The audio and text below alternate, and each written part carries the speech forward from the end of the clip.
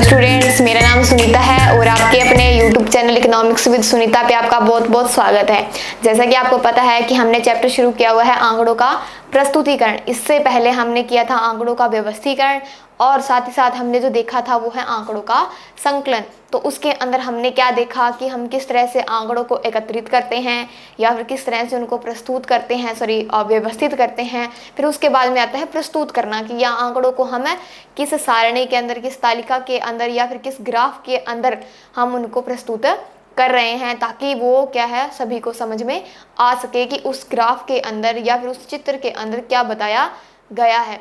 तो सबसे पहले मैं आपको यही कहूँगी कि अगर आपने चैनल को सब्सक्राइब नहीं किया है तो चैनल को सब्सक्राइब कीजिए और साथ ही साथ अगर क्लास अच्छी लगे तो इसको लाइक कमेंट शेयर करना ना भूले। तो चलिए आप शुरू करते हैं आज अपना नया टॉपिक, जिसका नाम है सारणियों का प्रकार या सारणियों के प्रकार। यानी कि जो सारणी हमने बनाई थी या फिर हमने जो सारणी देखी थी कि किस तरह से वो सारणी बनती है, तो उस सारणी के प्रकार कितने हैं।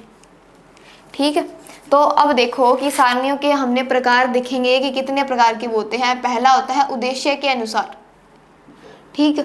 फिर दूसरा होता है मौलिकता के अनुसार, फिर होता है बनावट के अनुसार।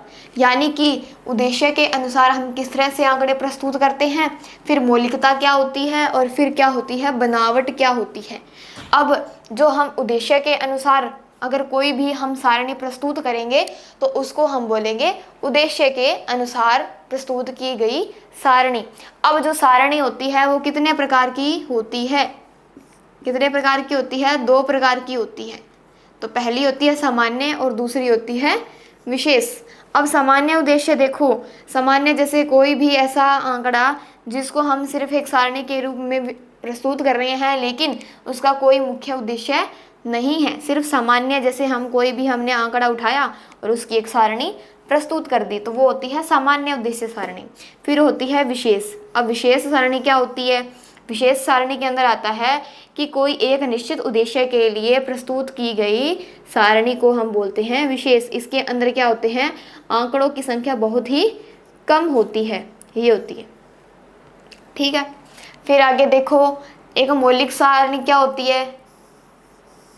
मौलिक सारणी क्या होती है कि जब हमने मान लो किसी क्षेत्र से क्या किया, आंकड़े एकत्रित किए हमने किसी क्षेत्र से, जिस क्षेत्र से हमने आंकड़े एकत्रित किए हैं उसी दशा के अंदर जब हम आंकड़ों को बताते हैं, जैसे मान लो हमने आंकड़े इकट्ठे किए संख्या के रूप में, संख्या जैसे कोई भी, जैसे मान लो इस तरह से हम लिखते हैं, तो उस संख्या के रूप, जिस संख्या के रूप में हमने आंकड़े एकत्रित किए हैं, जिस दशा के अंदर हमने आंकड़े एकत्रित किए हैं, उसी स्थिति के अंदर क्या है उसको सारणी के रूप में प्रस्तुत करना, उसको हम बोलते हैं मौलिक सारणी। अब जो व्युत्पन्न जो सारणी होती है वो क्या होती है, व्युत्पन्न सारणी होती है कि जिस तरह से हमने, जिस क्षेत्र से हमने आंकड़े एकत्रित किए हैं उसी दशा में उस आंकड़े को प्रस्तुत न करके उसमें क्या है कुछ चेंज किया जाए, जैसे उसको क्या है प्रतिशत के अंदर, क्या है प्रतिशत या फिर अनुपात के अंदर जब हम उन आंकड़ों को क्या करते हैं प्रस्तुत करते हैं तो उसको हम बोलते हैं व्युत्पन्न सारणी। फिर हम देखो आगे बनावट के अनुसार, सरल जैसे कोई भी ऐसी सारणी जिसके अंदर हम क्या करते हैं सिर्फ एक ही क्या करते हैं क्षेत्र से या फिर एक ही विषय से, एक ही विषय में, एक ही विषय, इसके अंदर क्या है सिर्फ एक विषय होता है और उसको हम बोलते हैं सरल सारणी। यानी एक ही विषय के ऊपर लिखी गई या फिर बनाई गई सारणी को हम बोलते हैं सरल सारणी।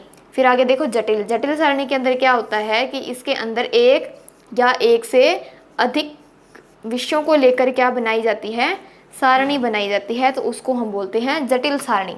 यानी एक या दो या दो से अधिक जो विषय लेते हैं उसको हम बोलते हैं जटिल सारणी। अब देखो जटिल सारणी होती है वो हमारी दो प्रकार की होती है। पहली होती है द्विगुणी। द्विगुणी के अंदर क्या होता है दो विषयों को लेकर जब हम कोई भी सारणी बनाते हैं तो उसको हम बोलते हैं द्विगुणी सारणी। और त्रिगुणी यानी त्रिगुणी नाम से पता चल रहा है कि तीन तक जब हम 3 विषयों को लेकर या 3 विशेषताओं को लेकर जब हम आंकड़े प्रस्तुत करते हैं एक सारणी के अंदर, तो उसको हम बोलते हैं त्रिगुणी सारणी। अब द्विगुणी के अंदर देखो, जैसे हमने लिखी लड़कों की संख्या और क्या लिखी, लड़कियों की संख्या। तो इस तरह से क्या है, इसके अंदर 2 तत्व हैं इस तरह से, लड़के और लड़कियां, तो ये इसमें 2 आ गए। फिर उसके अंदर क्या है, जब हम 3 गुणों की बात करेंगे तो उसके अंदर त्रिगुणी आ जाएगा। और बहुगुणी के अंदर क्या होता है, 3 से अधिक जब हम क्या करते हैं, विषयों को लेते हैं या फिर गुणों को लेते हैं, तो जिस तरह से हमने क्या है, 3 से अधिक अगर हम कोई भी विषय लेंगे तो उसको हम बोलते हैं बहुगुणी सारणी। तो इसके अंदर क्या करोगे, आप सभी की छोटी छोटी परिभाषाएं याद करोगी कि उसका क्या अर्थ होता है, मौलिकता क्या होती है, व्युत्पन्न क्या होती है, सरल क्या होती है, जटिल क्या होती है और जटिल के कितने आगे प्रकार हैं। तो ये आपको पता होना चाहिए कि सारणी किस प्रकार की है, कितने उसके प्रकार हैं, फिर उनको ही आगे कितने भागों में डिवाइड किया गया है। ठीक है, तो ये थी आपके पास आज सारणी के कितने प्रकार होते हैं वो हमने देखा। तो आई होप ये आपको समझ में आया होगा। इतना बड़ा ये चैप्टर है नहीं वैसे, अगर फिर भी आपको कोई भी ऐसे लगता है कि मुझे ये टॉपिक समझ में नहीं आया या कोई पॉइंट में समझ में नहीं आया, तो फिर भी आप मेरे से शेयर ज़रूर करें ताकि आपके जो डाउट है वो क्लियर हो सके। तो मिलते हैं नए टॉपिक के साथ, तब तक के लिए बाय एंड थैंक यू।